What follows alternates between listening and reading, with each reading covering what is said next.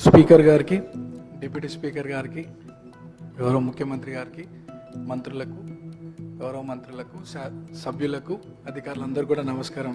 Speaker sir, first time మాట్లాడుతున్నందుకు చాలా హ్యాపీగా feel అవుతూ మీకు ధన్యవాదాలు తెలియజేస్తూ, గత 2 సంవత్సరాల క్రితం ఇదే సభలో గౌరవ ముఖ్యమంత్రి గారు ఒకానొక సందర్భంలో పేరు ప్రస్తావించడం, 2 సంవత్సరాల లోపే ఇక్కడ ఈ సభలో తోటి సభ్యుడిగా రావడం చాలా అదృష్టంగా, గౌరవంగా భావిస్తూ అధ్యక్ష, మా సామాన్య కుటుంబం నుండి వచ్చినటువంటి నాకు ప్రజాసేవ కల్పించే అవకాశం కల్పించినటువంటి మా ముఖ్యమంత్రి గారికి, కాంగ్రెస్ పార్టీ పెద్దలకు ఈ అవకాశాన్ని స్వాగతిస్తూ మా ప్రాంత ప్రజలందరూ కూడా నన్ను ఆశీర్వదించి సభకు పంపించడం వల్ల అందరికి కూడా మనసారా కృతజ్ఞతలు తెలియజేస్తూ, సార్ ఈ సభలో మాట్లాడే ప్రతి మాట, ప్రతి అంశం కూడా ప్రజల జీవితాలతో ముడిపడింది కాబట్టి సభ గౌరవిస్తూ, సభ మర్యాదలను పాటిస్తూ ముందుకు సాగుతానని, మా ప్రాంత ప్రజల యొక్క సమస్యలు పరిష్కరించడానికి గౌరవ ముఖ్యమంత్రి గారి ఆశీస్సులతో, సలహాలు, సూచనలతో మా ప్రాంత ప్రజల సమస్యలు పరిష్కరిస్తూ వారి సంక్షేమ అభివృద్ధి కోసం సాగుతాను ముందుకి.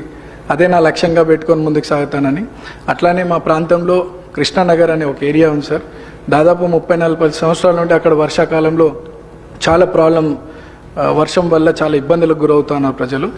మా మంత్రులు, అధికారుల దృష్టికి తీసుకెళ్ళినారు. అది పని కొద్దిగా ఆలస్యం అవుతుంది, తొందరగా పూర్తి చేయాలని ఒకటి సభ ద్వారా కోరుకుంటున్నాను. అట్లానే హైటెన్షన్ లైన్స్ మా ప్రాంతంలో ఉండడం వల్ల 10ల సంఖ్యలో ప్రజలు చనిపోయినటువంటి విషయం పూర్వంలో, అది కూడా అధికారుల దృష్టికి తీసుకెళ్ళినారు. అది కూడా అండర్ గ్రౌండ్ కేబులింగ్ ఫాస్ట్గా చేయిస్తే ఆ ప్రాంత ప్రజలు సురక్షితంగా ఉంటారనేది ఒక సందేశం మీ ద్వారా అందిస్తున్నాం అధ్యక్ష. అండ్ చాలామంది పిల్లలు కూడా అక్కడ చదువుకొని 10th తర్వాత ఫైనాన్షియల్ ప్రాబ్లం వల్ల చదువుకోలేని పరిస్థితి. సో అక్కడ ఒక ఇంటర్మీడియట్ అండ్ డిగ్రీ కాలేజ్ కూడా వస్తే బాగుంటుందని ఒక అభిప్రాయం తెలియజేస్తూ నాకు ఈ అవకాశం ఇచ్చినటువంటి మీకు థ్యాంక్స్.